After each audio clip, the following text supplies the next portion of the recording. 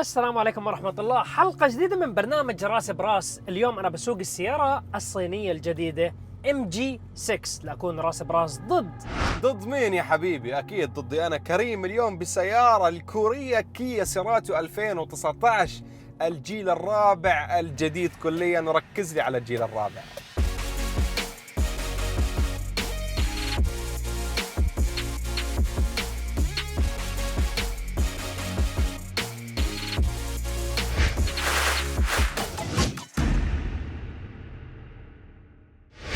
ماشي يا راعي الجيل الرابع، خلينا نشوف المعلومات والتفاصيل الميكانيكية عن السيارتين بالجدول الظاهر أمامكم، ونبلش المعركة بينه وبين كريم.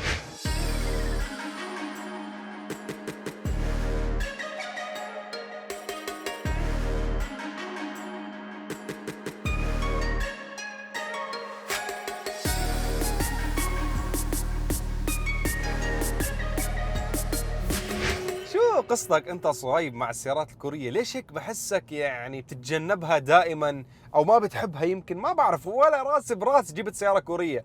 بالفورد ايج انا جبت لك السانتا في، بالكامري جبت لك السوناتا. يعني انا اجيب لك سيارات كوريه، ترى سيارات حلوه والله، وتصميم ومواصفات واسعار واوبشنز، وعم يتطوروا الجماعه يعني، خصوصا مع الجيل الجديد من السيارات، وصار فيها لمسات جدا جميله من الكيا ستينجر بالجيل الرابع الجديد كليا اللي معانا لليوم. فما بعرف شو مشكلتك، ليش ما عجبتك السيارات الكوريه؟ يعني هيك بحس، ما بعرف. أنا ما عندي أي مشاكل مع السيارات الكورية نهائياً، بالعكس المصنعين الكوريين لعبوا بطريقة جداً ذكية وأخذوا حصة سوقية عملاقة من اليابانيين، يعطوا مواصفات أوبشن إضافات وسعر منافس.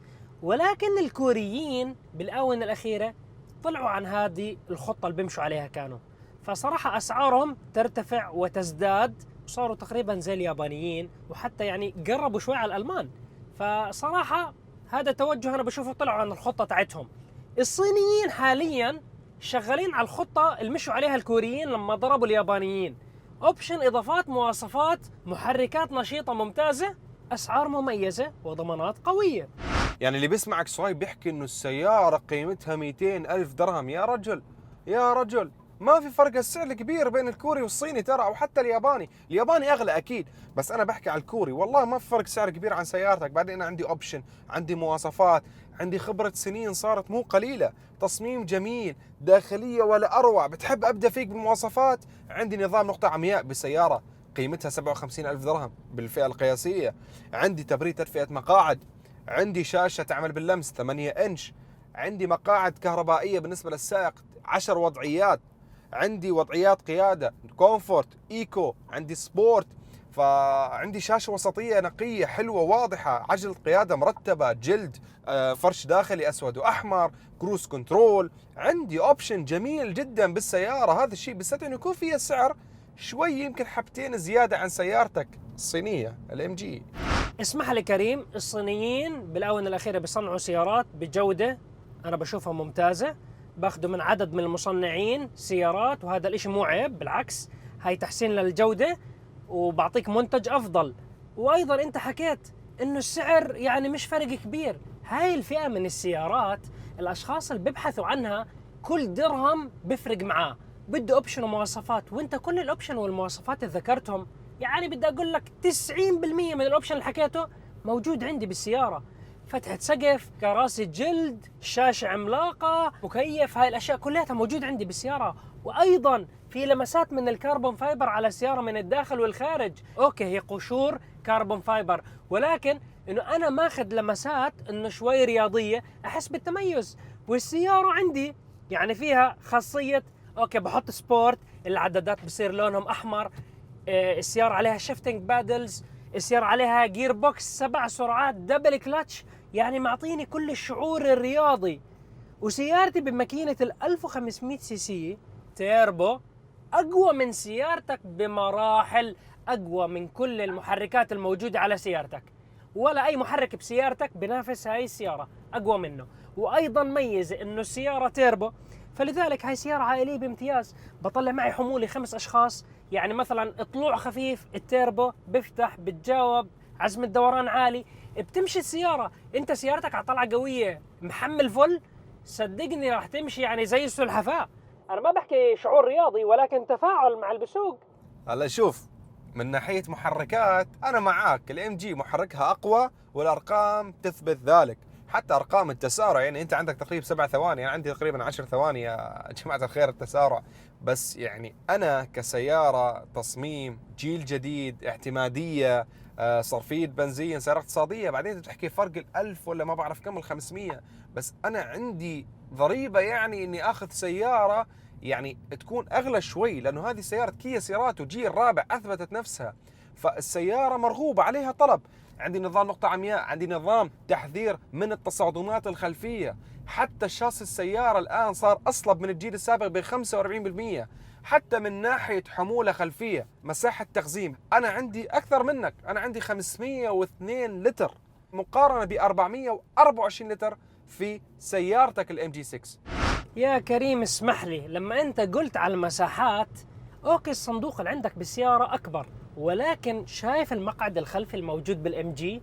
والله شويه بقول لك هاي السيارة يعني شويه ليموزين، مساحة عملاقة، جيب واحد طوله مترين بوسع وهو مرتاح بالخلف.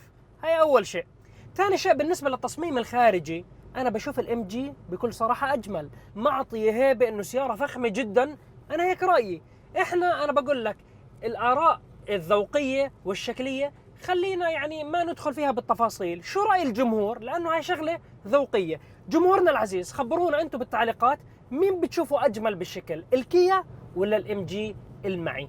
أنا بقول الام جي يا جماعة الخير، صدقوني أجمل. لن أقبل، لا تقول الام جي أجمل، أنا شايف الكيا أجمل. تصميم جديد 2019، لمسة من الكيا ستينجر، تصميم شبابي رياضي، فلا تقول لي موضوع مسألة ذوقية. نعم، فأنا معاك بنقطة، خلي الجمهور تحكم من الأجمل، كيا سيراتو ولا ام جي 6؟ اكتبونا في التعليقات. كيا.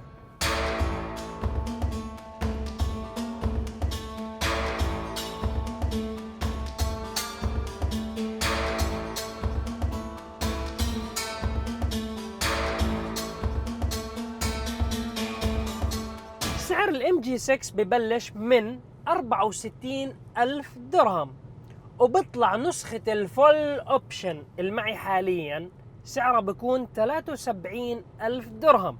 لما تشتري سيارة بيجي معها عقد صيانة لمدة 2 أو 60 ألف كيلو مجانا، وبيجي معها تأمين انت ما بتدفع فيه شيء. وايضا اقوى نقطة بالسيارة الام جي، لانه انت بتضل تقول لي المصنع الصيني المصنع الصيني يا الحبيب، بيقول لك انا بعطي كفالة على السيارة 6 سنوات او 200 ألف كيلو. شو بصير بالسيارة؟ أنا بتحمل أي مشكلة، عطل إحنا بنتحمله. يعني شوف الثقة الموجودة عند الصانع الصيني. هاي الفكرة تاعت زمان إنه الصيني بيجمعوا أي شيء وبعطيك إشي يعني منتج مخربط وبخرب، هاي انتهت، هذا زمن الماضي. هلأ العملاق الصيني جاي للكوريين بعنف، باخذ حصة سوقية مرعبة. خبرني أنت يا كريم شو أسعار الكيال معك؟ وعلى نفسها جنت براقج، سامعين بهالمثل؟ صهيب جنى على نفسه.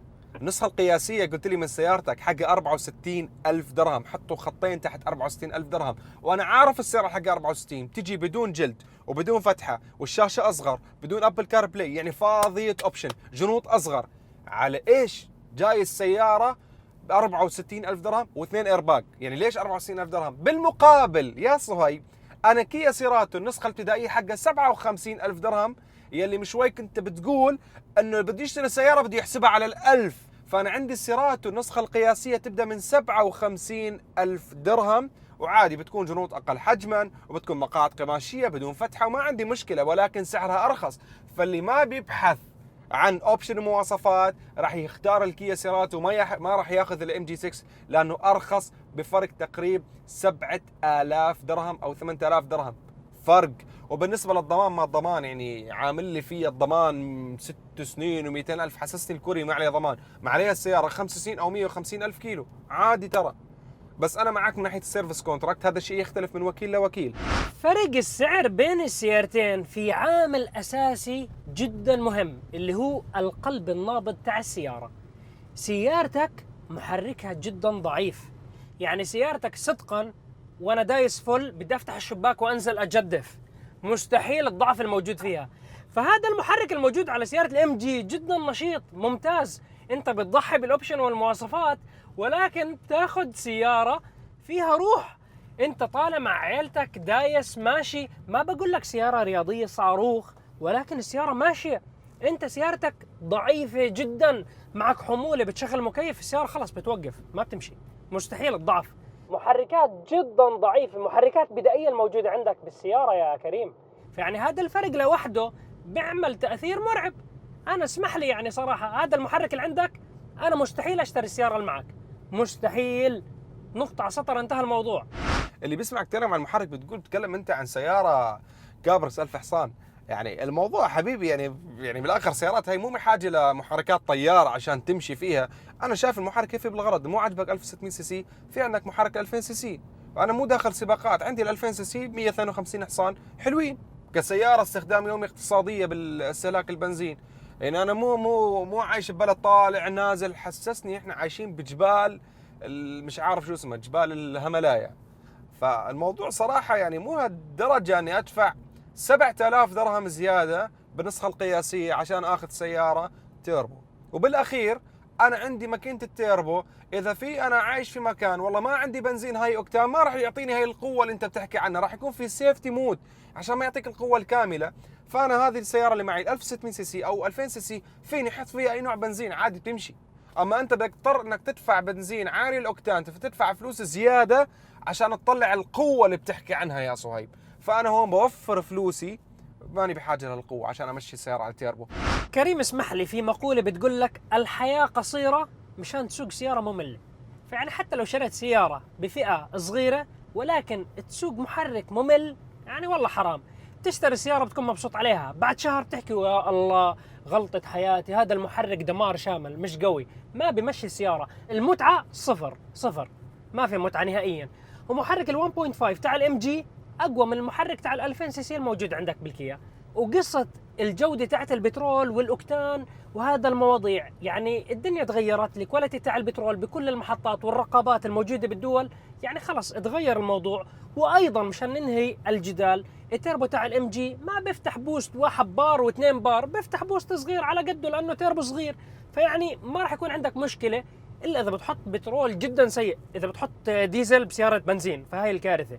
احنا ما بدنا نخوض بهذا المجال. في نقطة رئيسية بدي احكي فيها يا كريم، انا سيارتي من ناحية الامان انا بشوفها افضل من سيارتك. الامان بيد الله اولا واخرا، ولكن هاي السيارة فيها 6 وسائد هواء يعني، والانظمة تاعت الاي بي اس ونظام التراكشن كنترول وهاي الامور، انا بشوف فيها امان افضل من السيارات الكورية.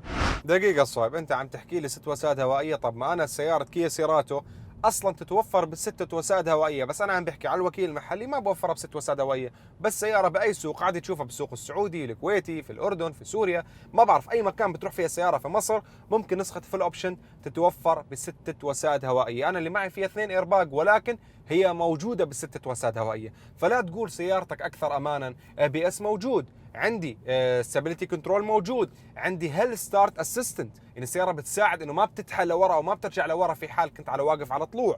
ومن ناحيه مواصفات زياده امان السياره، اذا انت راجع من باركينج بتحط ريفيرس سياره بتصير تعطيك تحذيرات على الشاشه انه في خطر جايك من اليمين او من اليسار.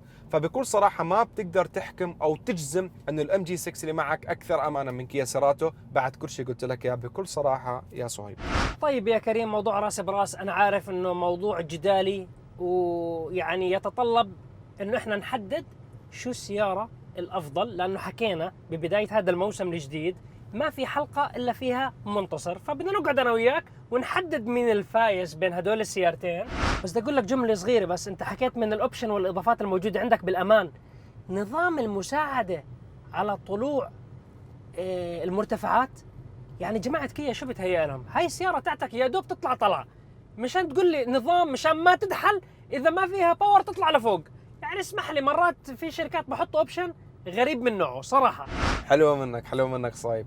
على فكره نسيت احكي لك شيء، عندي وايرلس تشارجر بالسياره، اكثر ما هيك دلع ما عاد فيه. تعال نوقف ونحكي.